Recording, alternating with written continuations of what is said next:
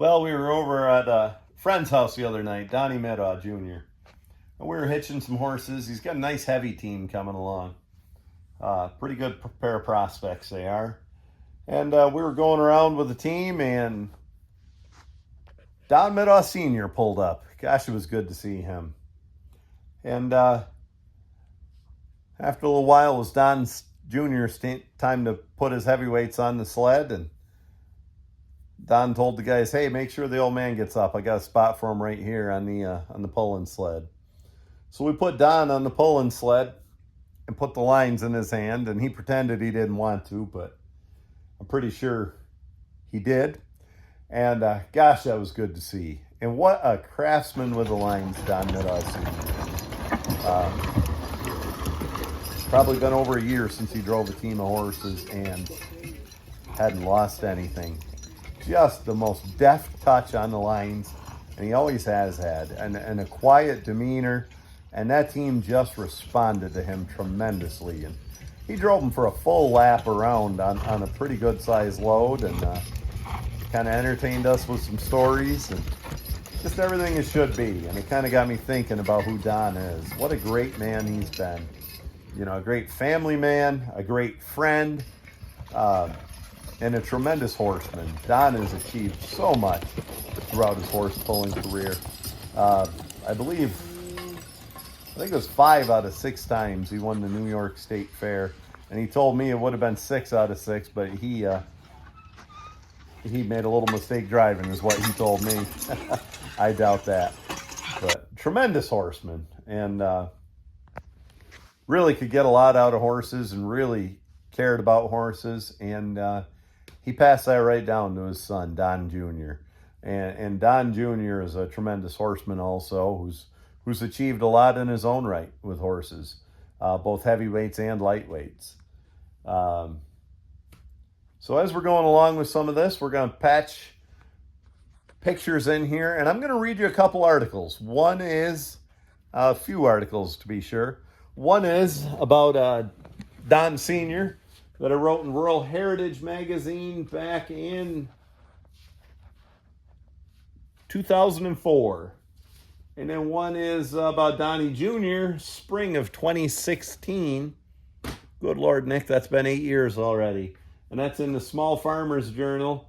And then one in the Draft Horse Journal about horse pullers in general. And that was in fall of 2016. You know, those guys that grew up, the Depression era guys, and just beyond that, we're losing them. And we miss them. They sure brought a lot to the table, and they sure built quite a foundation and a lot for us to live up to. I know Don Sr. pulled his first horse in 1960. And even last year at the Allegheny County Fair, he pulled a team. And gosh, it would be great if he could get out and drive a pair of heavyweights again this year at a contest. So I guess we're going to patch a few pictures together from what I have, and we're going to read you a couple articles about a couple of great men, father and son. And then the third article is more general. It's about a mixture of guys that I kind of put together to create a character I called the Old Horse Puller. And I think you might see a lot of yourself in the Old Horse Puller, or if not, you'll at least know somebody who is the Old Horse Puller. So I apologize for my inability to read out loud. I don't always read out loud. I ad-lib better than I read from a page, but and then some of this is ad-libbed a little bit. I'm not that incoherent of a writer. I'm that incoherent of a reader sometimes. But anyway, folks, let's focus on what's important, and that's the Old Horse Pullers, Don Meadows Sr. and Jr. This first piece I'm about to read is called A Horseman's Best Advisor. It was printed in the Holiday 2004 edition of Rural Heritage magazine. I'll get right into it. Soon after I started logging on my own, a fellow logger and horse puller, but an otherwise decent guy, stopped by my log job on a cold winter morning. The logger, whom I had respected from afar, watched me work with my horses a while, and then he gave me a few compliments. That's a nice young pair of bays. You're pretty handy with those colts. Got yourself a good log cart. You're doing a great job here. He made me feel like the best horseman in the country. He hung around fighting the cold for the better part of an hour while I finished up logging and unharnessed and fed my team. I listened to his advice on logging and handling my young horses and life in general. He gave advice the way a sharp-looking woman wears makeup. It's there, but you don't notice. He always started out by saying, I don't know much about horses, but, or I'm not the smartest guy in the world, but if that was my team, and without realizing it, I was learning something. After I had put the horses away, we piled into the truck and headed into town for lunch. As I fumbled to get my frozen gloves off and set them on the truck's defroster, it popped into my mind that as I was being honored with the praise and advice of one of the best horsemen I'd met, I must be really doing things right. I thought to myself, if he can't find anything wrong. A couple weeks later, I realized that he had changed my feeding, my harnessing, my collars and pads, log cart, even the way I break colts, but never made me feel like anything less than a good teamster. That's Don Middaugh. He's the best advisor a horseman could have. He'll never make you feel cheap after you've made a mistake, and he'll make sure you don't make that same mistake again. Don Middaugh, or Big D as he's affectionately known by friends, has earned the right to give advice. When you step into his house, it's hard not to be awed by the number of trophies on display, a testament to his pulling success in horses and pony pulling over the last 45 years. One time I saw Don hook a team of pulling horses that two men half his age couldn't get hooked. He drove them in with one hand and hooked the evener with the other hand. Later he grinned at me and said, with his characteristic knack for understatement, those horses kind of understand me. 4 times in nearly as many years, Don won the much sought after New York State Heavyweight Championship in Syracuse, in addition to earning a living skidding with the same team. That's Big D, the horse puller. In the years after that January day, Don helped me get on the right path with logging, and I got to know another side of Big D. When my longtime best friend and logging partner was murdered in his sleep, Big D was at the family's side to comfort them.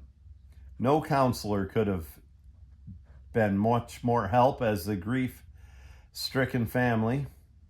Let me read that line again. No counselor could have been more help to the grief-stricken family, as the rough-edged horse puller was leading prayers, telling stories, and giving the family hugs.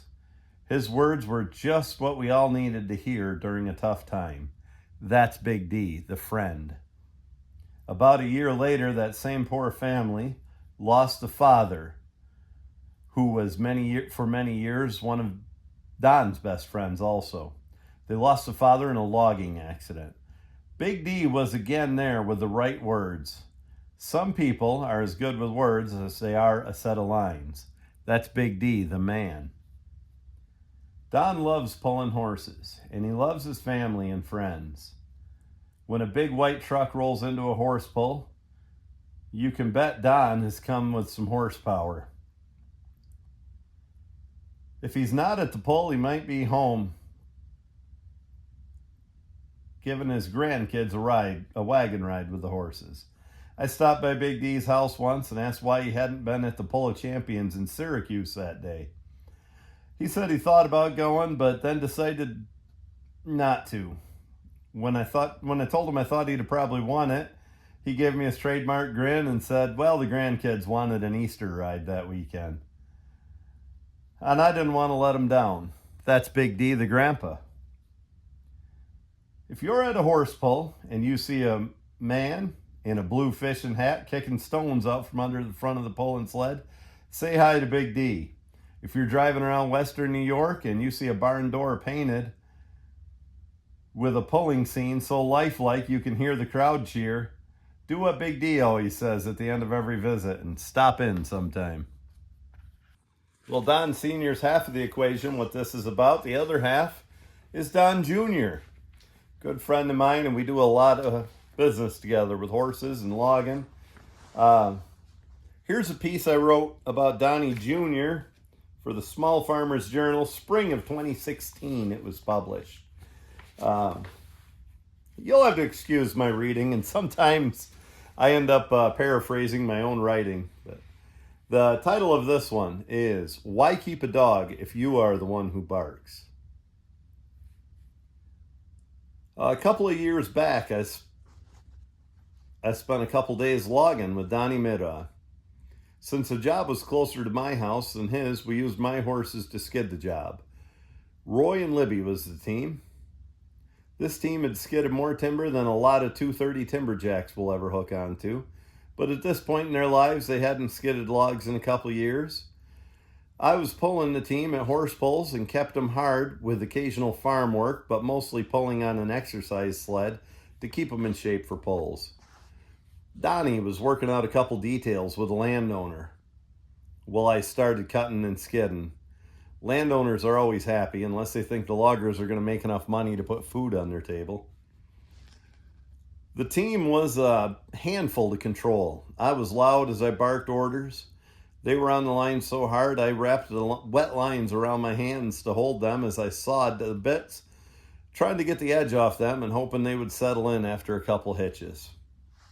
I was cutting up the second hitch on the landing when Donnie came back. Before I could shut the saw off, Donnie was on the cart holding the lines. Why don't you cut a couple of those bigger cherry we marked down at the bottom of the steep part?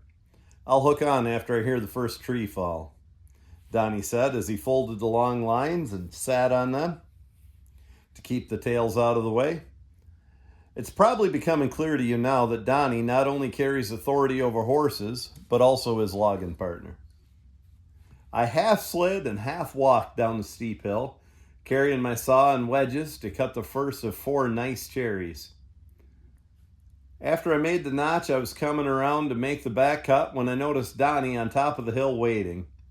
I was impressed with how calm and alert my team looked. I made the back cut and tapped my orange wedge a few times, and the tree fall into the pocket that I intended, avoiding damage to young trees for the next cutting. Feeling good about myself, I trimmed the stump shot and bells and began to mark out logs. 1 veneer log, 1 prime log, and 2 grade 1s were marked. The top log may have been a grade 2, but I kind of know the log buyer. As I cut the last log loose from the tree and shut the saw off, Donnie was already swinging the team around and backing up to the butt end. I went down to help Donnie put the choker on the log, but before I got there, he was backing up the horses with one hand in the lines as he put the choker on with the other hand, effortlessly. Donnie backed the team into perfect position in one fluid motion.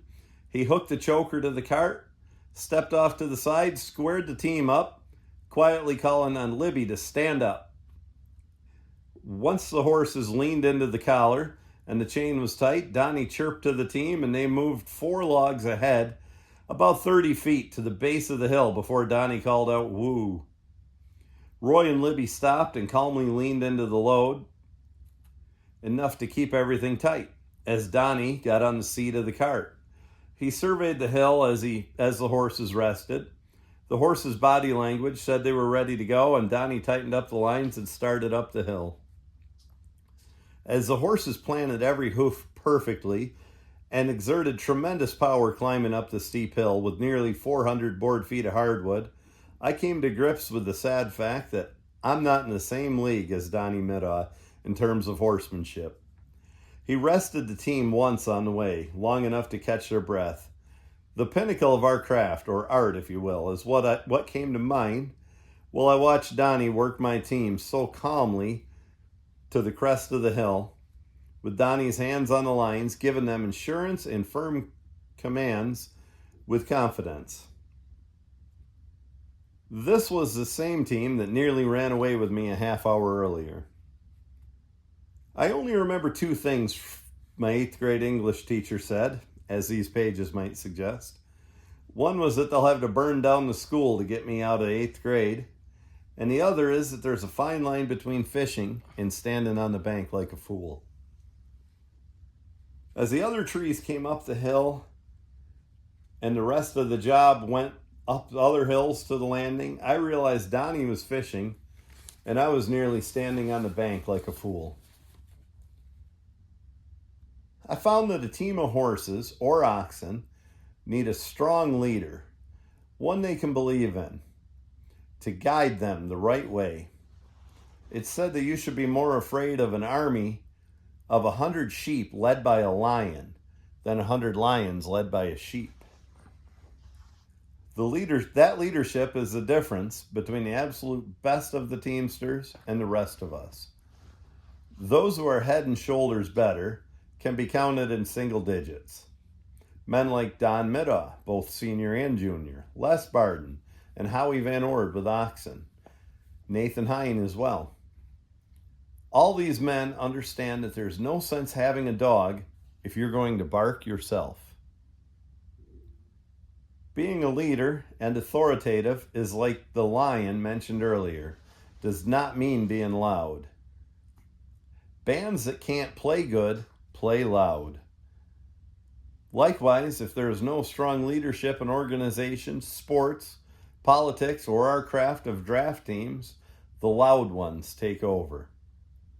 A confident, authoritative command just above a whisper has more positive impact than a command screamed at a volume that makes your blood run cold. Yelling something louder does not make it more true. There's a new successful generation of coaches coming up, motivating athletes without yelling. Politicians seem to go the other way. I guess loud still gets votes. Has anyone else noticed? People on the news seem to be yelling at you now. It's rare for me to watch TV, but when the people start yelling at me, I change the channel, but not to Axemen. The yelling and fighting on there is ridiculous. Where I'm from, loggers just don't yell at each other like that. But then again, we're not on TV. Being loud has become a cultural thing, and that doesn't speak well for future Teamsters. Thankfully, working horses and oxen is more or less a counterculture. Let me say right here that I yell a damn sight more than I should. It's hard to keep it in check. I realize that it's no help in any situation, and I'm ashamed for it after I yell, and I'm trying to do it less. I still drive horses and oxen and train dogs, but not as much as I used to. Despite the efforts not to yell, I do it more now than when my days were filled with training animals. Exhibit A of why working animals is good for your mental health. I've known Donnie Middaugh for 25 years. I've always been impressed with his horsemanship. I realized about 5 years ago that he's the most quiet teamster you'll find. His success with horses is a direct result of his calm demeanor, among many other attributes. As I sat down to write this, I realized that in the 25 or more years, I've not only never heard Donnie yell at his horses, but I've never heard him yell at people in a confrontation.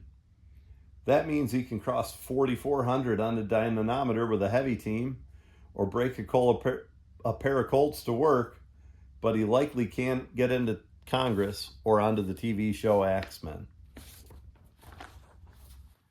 This one I'm about to read is from the Draft Horse Journal, autumn of 2016. Per usual, very tasteful. The way Lynn Telline laid this one out and used the artwork here. This is not about a particular person, but talking about Don Sr. kind of reminds me of this. Actually, I had a collection of folks in mind when I wrote this. About probably 30 different guys that I grew up around. Horse pullers were my hero. Horse pullers, and the vast majority of them were either loggers or farmers. And they were my heroes growing up, and I suppose this piece is a bit of a tribute to those guys. From autumn of 2016. It's the Old Horse Puller in the Draft Horse Journal. Not far from my house, about a mile, is a small red barn that's seen better days. The empty mow would hold about enough hay to get a team through the winter. Inside are 4 standing stalls, one of which is full of broken harness parts, empty absorbing bottles, worn out brushes and curry combs, and an old set of clippers with the cord cut off about 3 feet long. The harnesses used to hang on a couple of hooks behind the stalls. There's still an old Irish collar leaning on the wall, but the mice have gotten after it and gnawed through the ticking and pulled some of the pig hair stuffing out. A couple of ropes are still tied to the hitching post outside of the barn door, but the horses don't get tied here anymore. The old horse puller sold his team a few years back. Once the horses were gone, he started fading fast. His wife passed about 10 years ago, and the kids don't care to come around too much. They said at the VA that he's in good health for his age, but once the last team left, he just wasn't the same. He liked to quote a line he read in the Farm Journal. The line was actually written by my brother Earl. Something like, "There's nothing quite as cold or empty as the feeling of a barn after all the cows are sold." Last month I stopped over at the old horse puller's house on a Saturday morning after chores. We sat at the kitchen table and drank coffee. He took his black and teased me about my cream and sugar. "I guess you've gone soft," he said, with a wink as he handed me the cream. The old horse puller was far from soft. I've seen him break a butte in half and swallow it instead of making a trip to the doctor's office. I sat at the table and could see that he still had a few of his favorite trophies on the shelf, but most of them were boxed up in a closet, as cold and empty as the barn. Before I could ask about the trophies, he was putting on his rubber boots and said, "Come on down to the barn. I want you to have something." I watched his cane make pockmarks in the soft dirt as we walked down to the old barn. I remember when he didn't need a cane. Didn't seem like long ago he didn't need the help of hookers on the eveners when he went to a pull. I guess it's probably longer ago than I realize. As we leaned on a couple of empty horse stalls, the old horse puller told me about the time the team ran away but stopped for the school bus and then ran again. He told about the year he ran out of hay and got the team through to pasture on just straw, when a big heavyweight weighed 1850, and when crossing 3,600 pounds on the truck would win the state fair. He told about one of the times after a win they stopped the horse truck in front of a bar. After he spent his prize money on a few rounds, he dropped the tailgate and walked his heavyweight down the ramp and right into the bar. "Just for the hell of it," he said with a grin. As he told stories, I thought of who he was. Like me, he was known to neglect work and he could mess with his team. To neglect work so he could mess with his team. He was the kind of guy who taught a few horses how to drink beer from a can. All of his horses nuzzled the front of his overalls looking for a pinch of Red Man. He did most all his pulling locally. The only times he got away from the smoke of his own chimney was when the Army sent him to Korea, and that time in '78 when he went to Hillsdale, Michigan, where he almost, but not quite, set a record. My brother Mike always said he wasted most of his time and money on horse pulling. I cannot argue about the empty pockets, but I can argue about the full memories. I can also question the word wasted when it comes to doing what you love. As the old horse puller talked, I listened, and I saw a lot of me in him.